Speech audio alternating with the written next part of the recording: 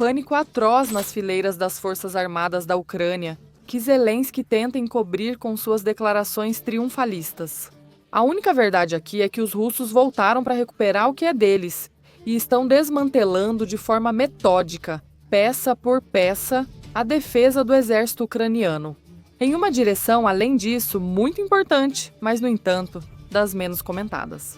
Hoje vamos ver com que estratégia os russos estão avançando cada vez mais. E mais adiante, na direção de Sieversk-Liman, avanços.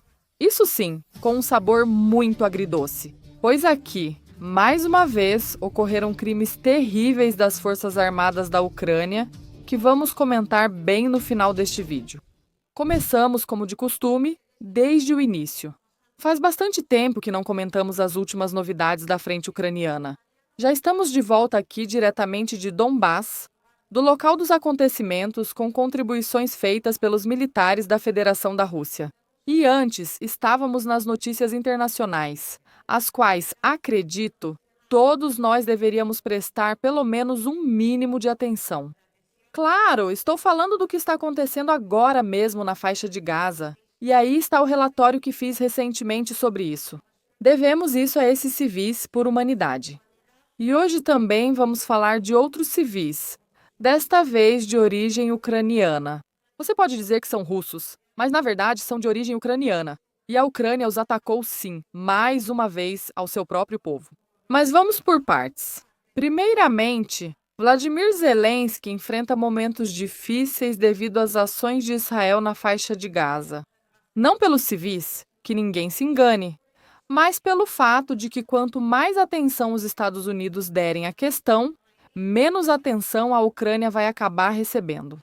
E tudo, muito provavelmente, vai ser limitado. Pois essas fotos das primeiras damas, como aconteceu agora na recente visita de Donald Trump ao Reino Unido, vestidas de amarelo e azul.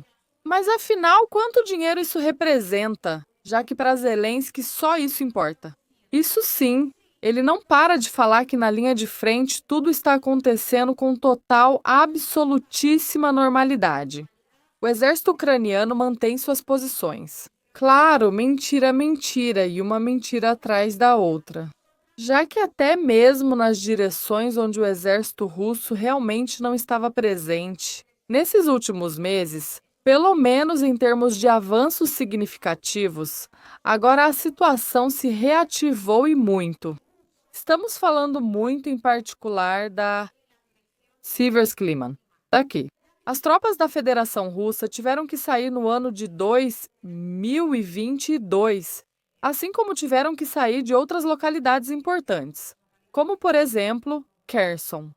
Foi aqui que, em uma das minhas viagens ao Donbass, conversei com os civis que estavam fugindo do exército ucraniano, que os perseguia, tendo-os previamente rotulado de colaboradores pró-Rússia.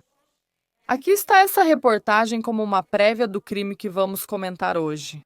Mas em relação aos avanços estratégicos, metódicos, embora não muito grandes. E isso é o que nos explica por que essa é uma das frentes menos comentadas, talvez pelos analistas. A Federação da Rússia está empregando aqui o que poderíamos chamar de estratégia do folhado. Em primeiro lugar, claro, mais uma vez, cerca a localidade em questão e tenta avançar pelos 3 flancos ao mesmo tempo. Vocês estão vendo isso no mapa? Mas, além disso, divide a área em uma espécie de pedacinhos, lascas pequenas, que é exatamente o que a massa folhada nos lembra quando está pronta. E com esses pequenos avanços, consegue se firmar, se infiltrar no território inimigo. E, acima de tudo, esses avanços tenta fazer principalmente pelos flancos. Cria uma pressão muito, muito, muito grande nesses 3 flancos ao mesmo tempo, e depois avança praticamente de frente pelo meio.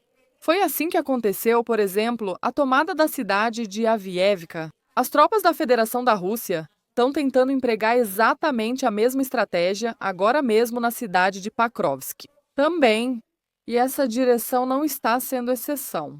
Em termos de avanços territoriais, é verdade que são bastante modestos. Estamos falando de cerca de 15 quilômetros quadrados nos 15 quilômetros, nem é tanto assim. Mas isso tem um detalhe extremamente significativo, que eu diria que muda absolutamente tudo. O que a Rússia tenta com essa pressão constante não é só permitir que suas próprias tropas avancem de forma muito mais ágil e rápida em outras direções da frente, mas também está tentando avançar pouco a pouco. Sim, mas controlando, pelo menos através do controle de fogo, as principais rodovias.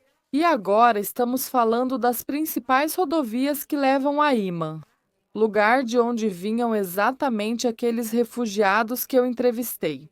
Na verdade, agora um dos avanços mais importantes do exército russo consiste justamente no fato de que, há poucas horas, eles tomaram sob seu controle de fogo a última estrada pavimentada que restava em direção à localidade de Iman. Isso, claro, vai complicar tremendamente a logística ucraniana. A Ucrânia já perde dezenas de seus veículos militares nessas estradas. Agora, muito provavelmente, essas perdas vão se multiplicar. Mas não só isso.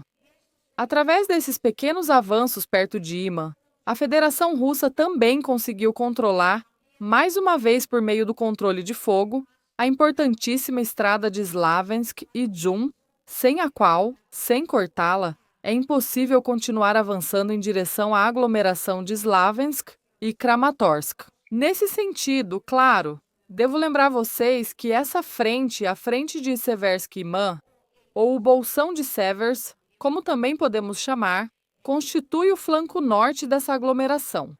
Avanços muito importantes, mas com um sabor agridoce, porque é justamente aqui, nessa frente, particularmente na localidade de Chandrigulova, onde as forças armadas da Federação Russa se depararam com um crime terrível e atroz do exército ucraniano. Só posso mostrar algumas capturas de tela. As imagens completas compartilho no meu canal do Telegram. Liusivaia ou @Liusivaia. Neste, estão 2 soldados ucranianos, 2 soldados russos, 2 soldados russos. Os soldados russos tentaram negociar com ele, isso é contado por eles mesmos, negociar com ele e oferecer para que ele pudesse fugir e que o deixariam escapar. Mas antes, ele tinha que deixar os reféns irem embora. Ele acabou empurrando eles para a rua. Tudo isso acontecia dentro de uma casa. Ele acabou empurrando eles para a rua e abriu fogo em rajadas, ferindo na hora um soldado da Federação da Rússia. Tanto a mulher quanto o menino tentaram escapar. Os soldados russos que estavam na cena ajudaram o menino. Conseguiram resgatá-lo e deixá-lo em segurança em uma casa. Ela estava correndo quando foi atacada por um drone ucraniano. Sim, mais uma vez a Ucrânia acabou atacando seus próprios civis. Soldados russos. 2 soldados russos, em particular, foram até o local para tentar socorrê-la, quando outro drone se aproximou deles. Genuinamente, eles pensaram que o que ele queria era atacá-los. Então, se afastaram para atraí-lo e assim salvar a mulher. Mas o que ele fez deixou todos absolutamente chocados. Ele atacou a civil. Entendo que matando-a. Isso é muito difícil de ver. É muito difícil de contar. E, no entanto, constitui a terrível realidade contra a qual se luta todos os dias na linha de frente ucraniana. Uma realidade que dificilmente vai aparecer na mídia ocidental.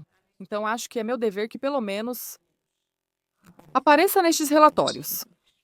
Espero que vocês entendam e obrigada. Obrigada por estarem aqui mais um dia.